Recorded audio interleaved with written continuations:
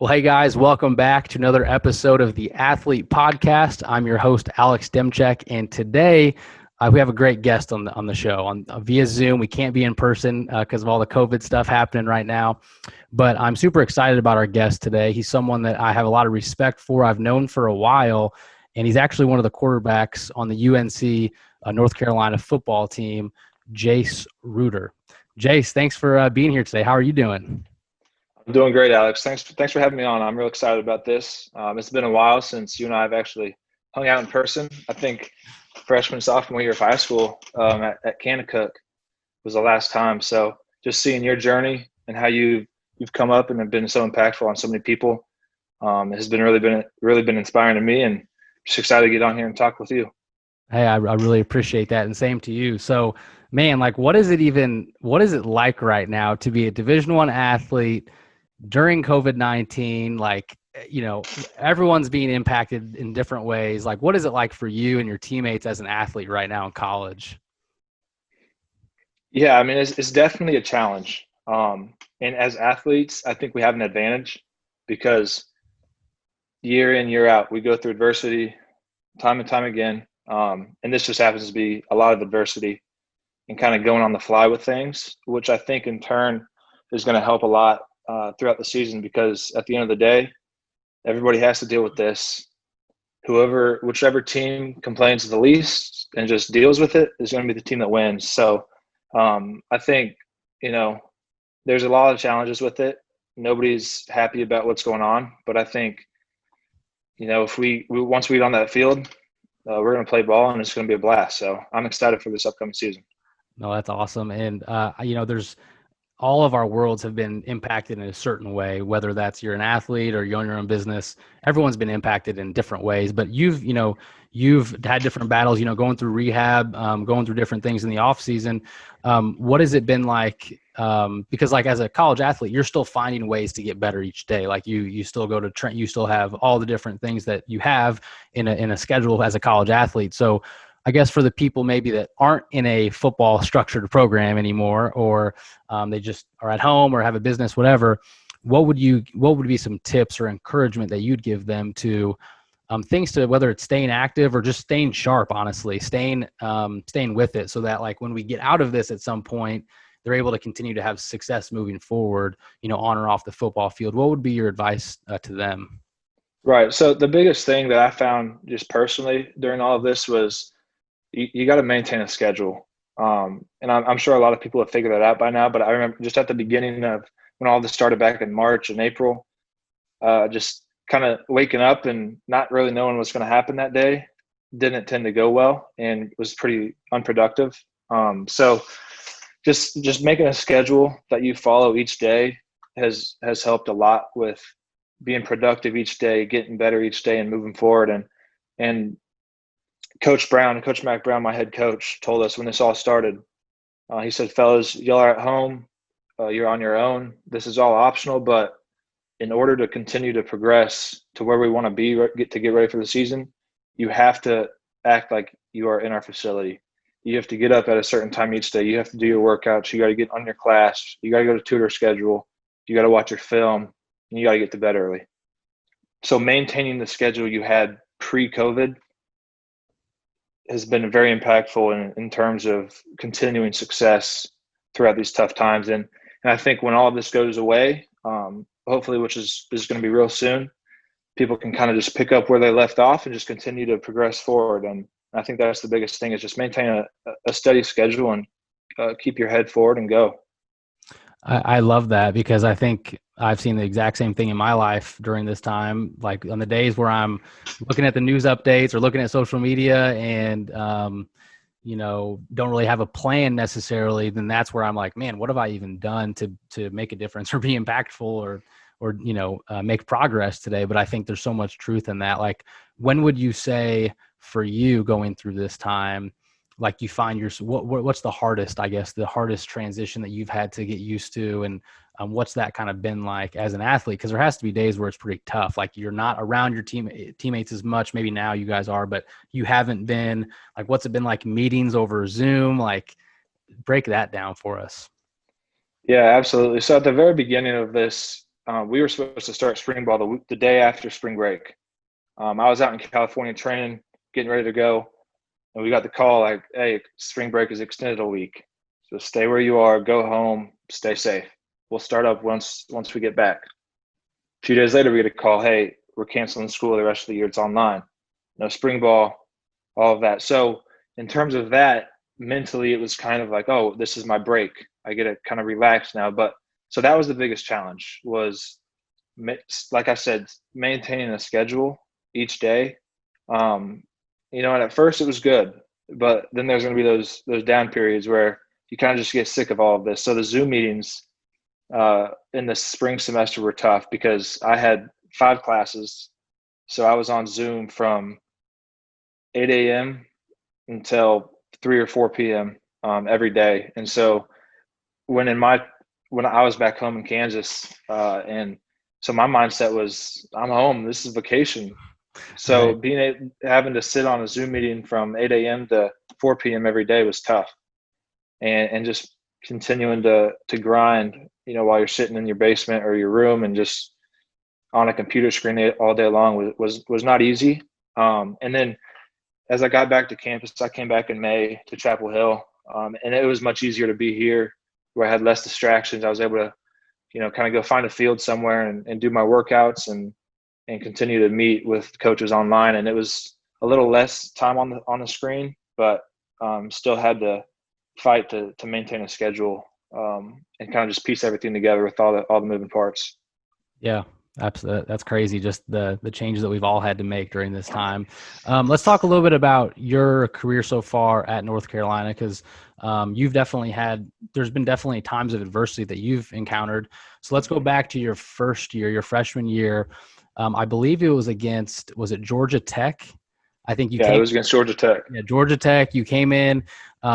You break your collarbone. I'm not laughing at the situation. I'm just laughing at like your toughness because you're such a tough dude. But you break your collarbone, and then you throw after you've broken it, you throw like a 30 or 40-yard touchdown pass, and then your collarbone's broken. I don't even know if you knew that it was broken, or whatever. But that just goes to show how tough you are. And so then now you have a broken collarbone. So I think that season was kind of done for you. So what was that like going in, making an impact in that way, and then being like, well, now I have a broken collarbone? Like, what was that first year like for you? Yeah, so my first year, I graduated high school early. Was really passionate about, starting my college career earlier, so I could get on top of the playbook because I just knew how thick those playbooks would be in the college world.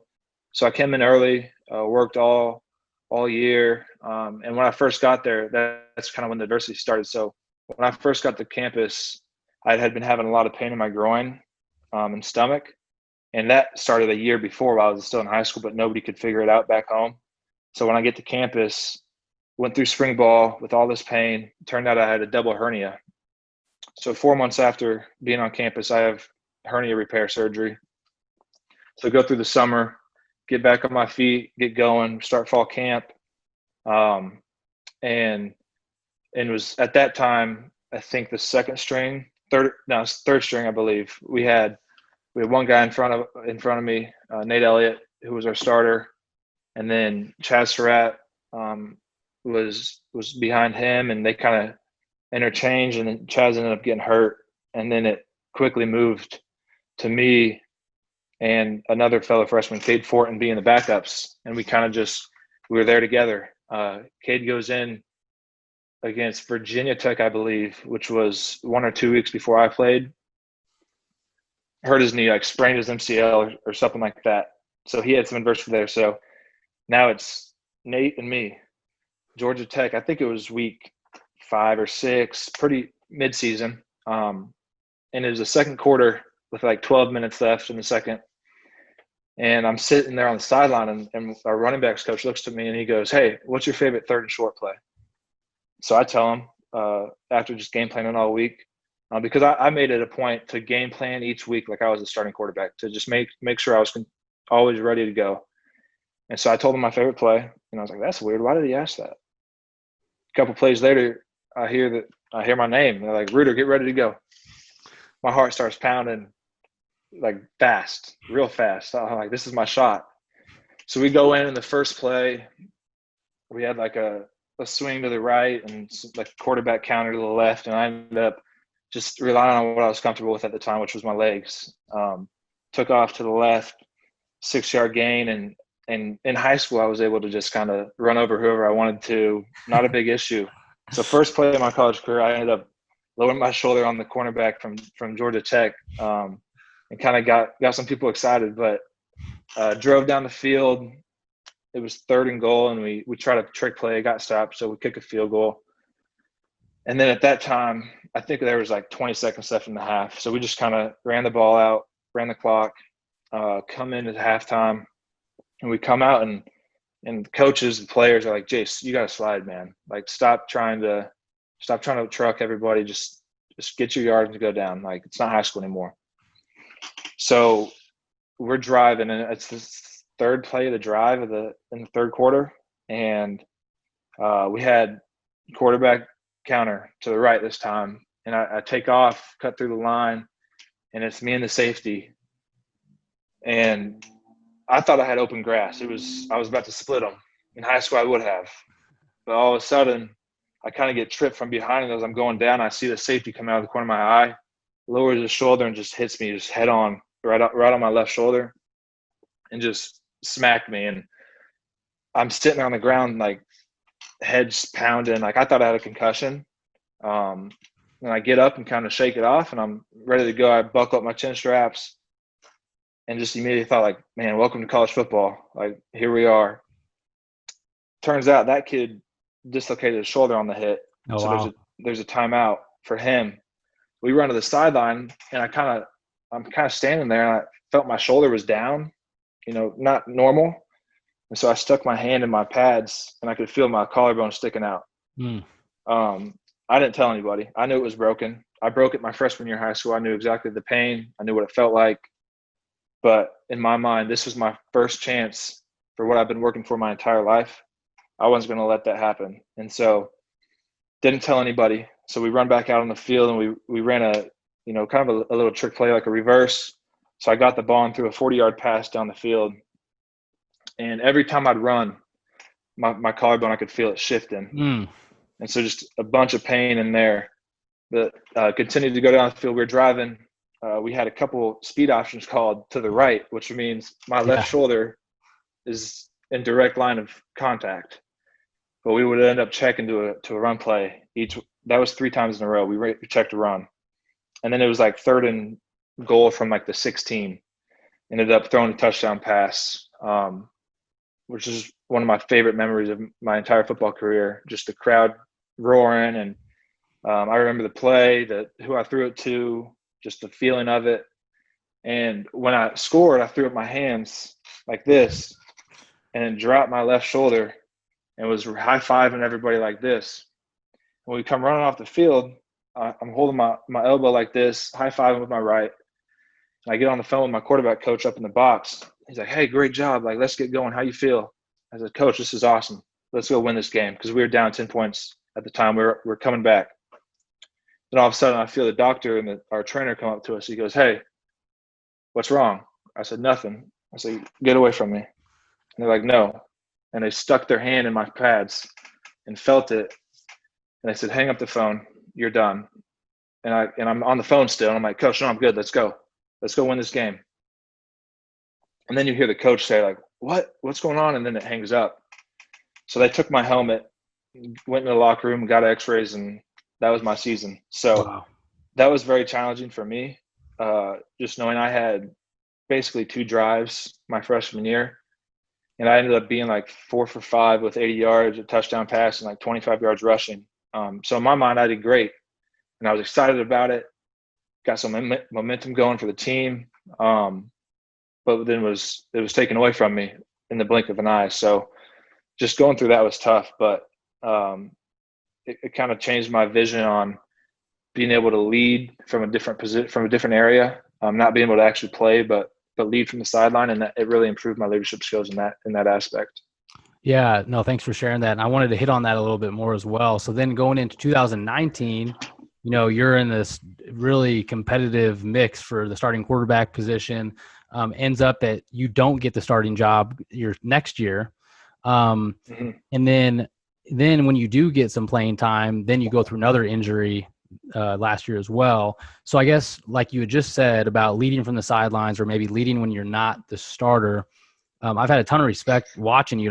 Sometimes I see highlights on ESPN and I see you're one of those guys on the sideline that's, getting everyone excited, even though you're not in that starting role currently. Can you speak to that for people? I think I've just observed you in that capacity and or just looks like a great guy to be around, a great leader for the team from the roles that you've had. What have you learned during that time? And then what would be your encouragement for other people who maybe have gotten, get passed up for a promotion or they don't get the starting spot? Like how would you encourage those people to lead from the sidelines in that way? Right. So kind of going back, so we get a new head coach after that freshman season, Mac Brown, Hall of Famer. Everyone's excited. Going into spring ball, it's 3 freshman quarterbacks starting for the starting job to be the quarterback at the University of North Carolina. So I'm in great position to achieve a dream right there. And starting my freshman year, my elbow started hurting. And so going through spring ball last season, had a lot of elbow pain. So I had to deal with that and wasn't able to throw the way I had in high school, which was very frustrating. And in my mind, just knowing God had a plan despite what was happening, because I knew it had limited my ability on the field to be able to throw it all over the place without any pain. But waking up each morning knowing that you were going to have some pain going out on the field today was real tough on me. Going through the spring ball. And after spring ball, still 3-man race. Who's going to win the job? So it's summertime. We're going into summer, working hard, working on my elbow, and end up tearing my hamstring a month before we start camp. So just battling injuries left and right was not easy. And just continually reminding myself, Jeremiah 29:11, that God's got a plan for me. And whatever he does is going to, make me a better man in the long run. And it's going to show my teammates how to push through adversity despite some pain and continue to play ball despite some pain. And so, yeah, like you said, after camp, I didn't get the job. I still had some nagging things with the hamstring, so I ended up going with the other guy. And going into the season, it was week 3, I believe, week 3 against Wake Forest. I got some time. Ended up losing the game by like 1 point. And then week 4, we played App State at home, sold out game, one of the most looked forward to games of the week. And it was the 3rd offensive play of the game. My first play, it was the first play of the drive for me. And we had a guy kind of, miss his block a little bit, and that guy ended up grabbing me from behind as I was running through the line and just grabbed me up top and pulled me over him, and my leg got stuck under him and ended up breaking my leg in 2 spots and had extreme ankle sprains.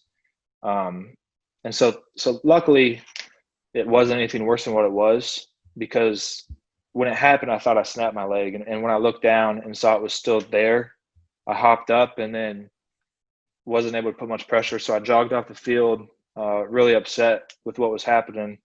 And that was probably one of the toughest moments of my career.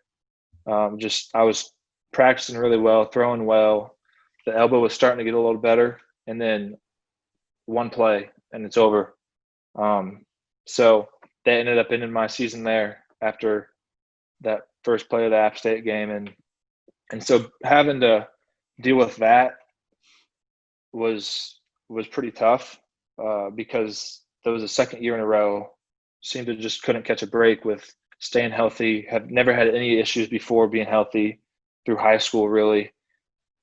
And just trying to understand God's plan for me was really tough because I didn't see where he was going with it.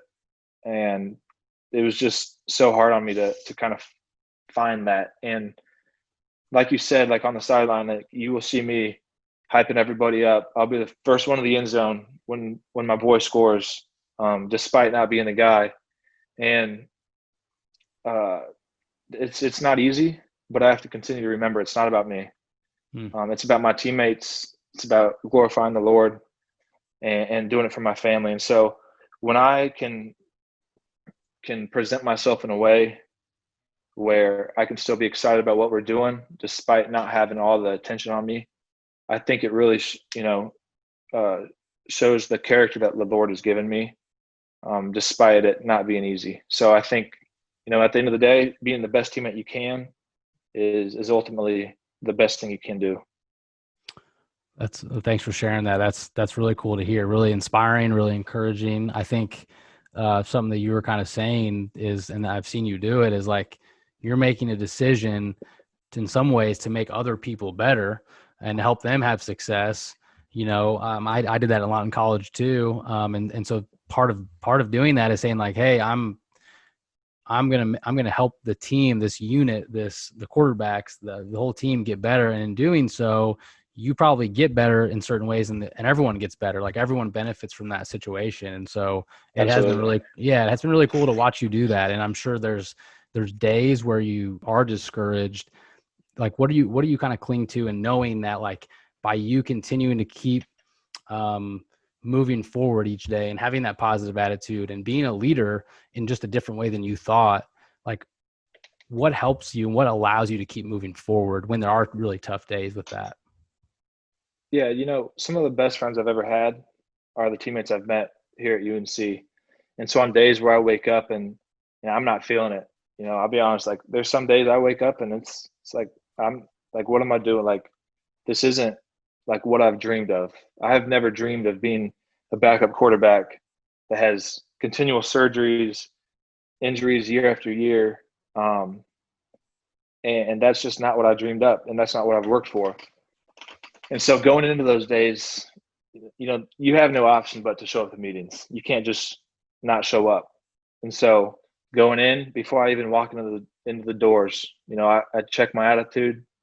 I walk in there with a smile on my face, and I tell the lady at the front desk, "Good morning. How are you doing? I hope you have a great day."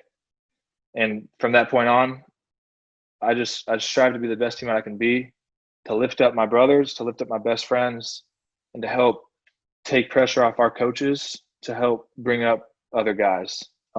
Because I believe if the standard is set here and you got some guys down here, if I can help lift these guys up to this standard, we'll be a championship level team. And that's the ultimate goal.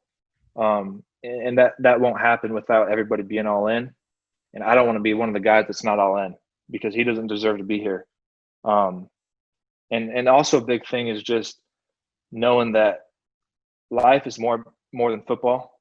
It's about networking. It's about relationships.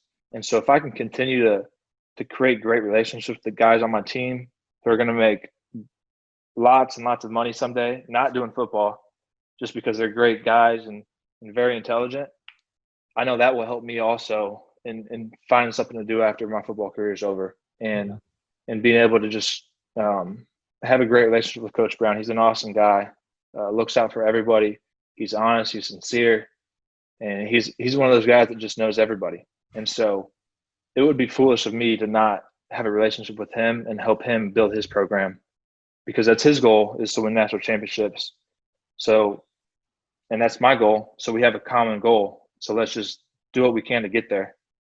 Yeah, I was going to ask you about Coach Mack Brown. I mean, he's a legendary Hall of Fame coach. What has that been like to play for someone like that, who is so like charismatic, just a great overall human being, a great coach? What's that been like to play under him the last few years?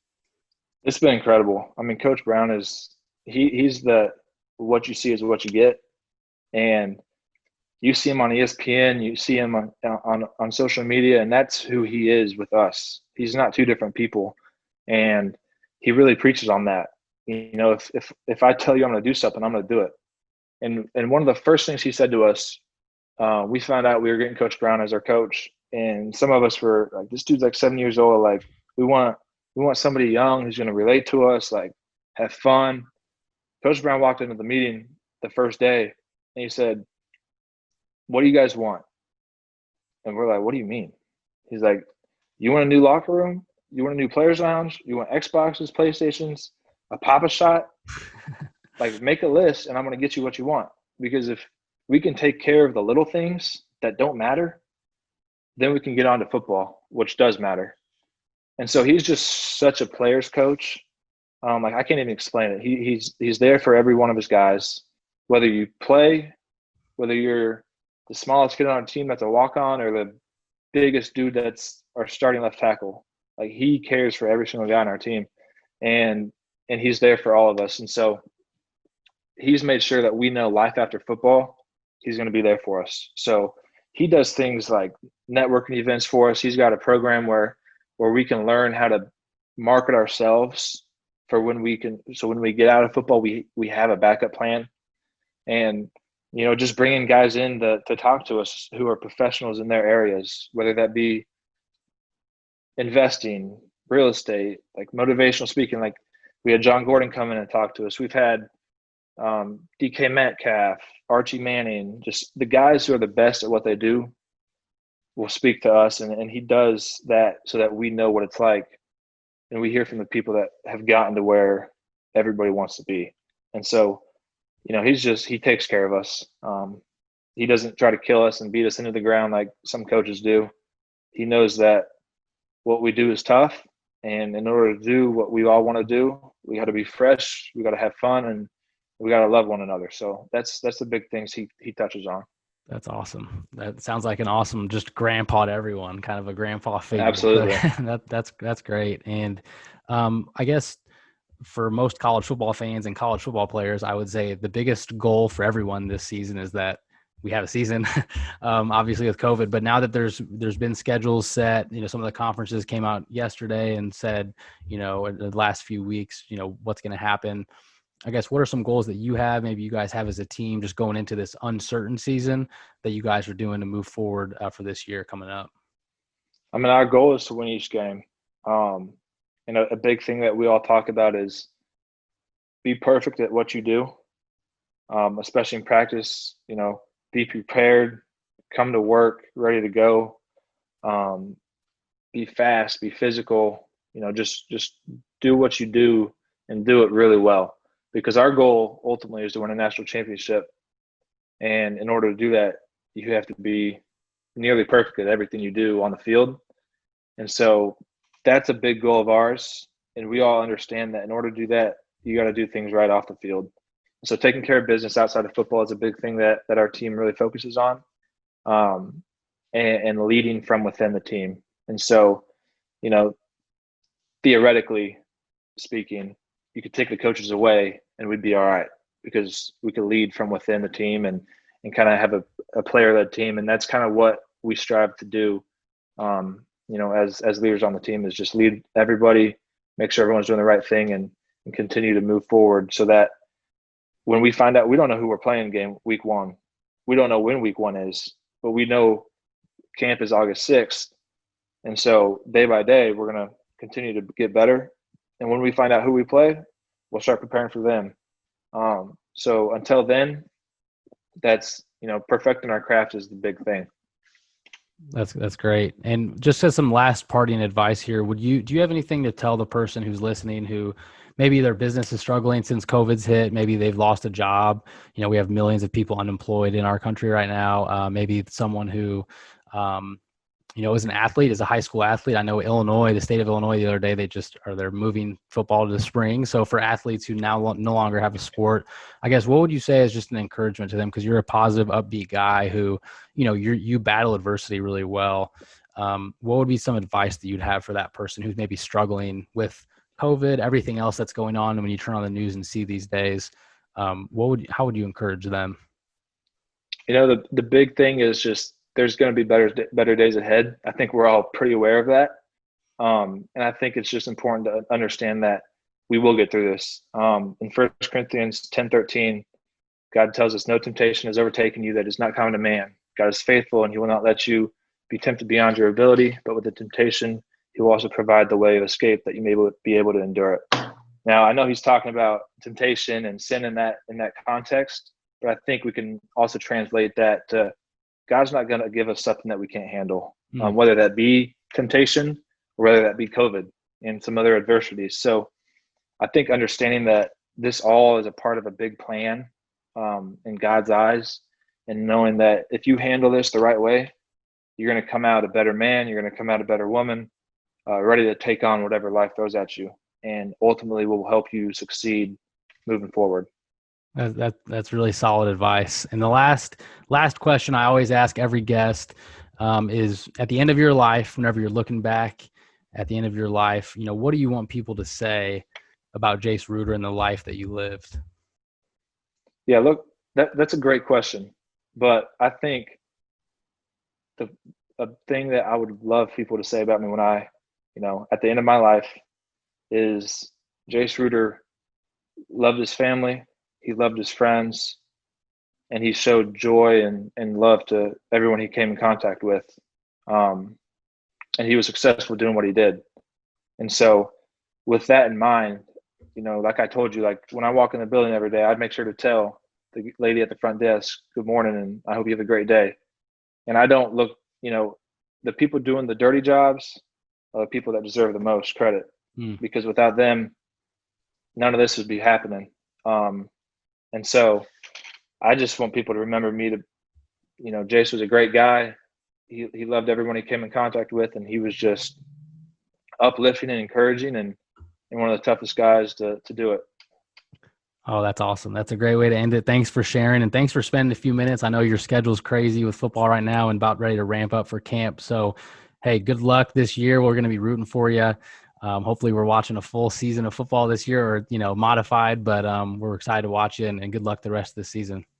Absolutely. Thanks a lot, Alex. For sure, man.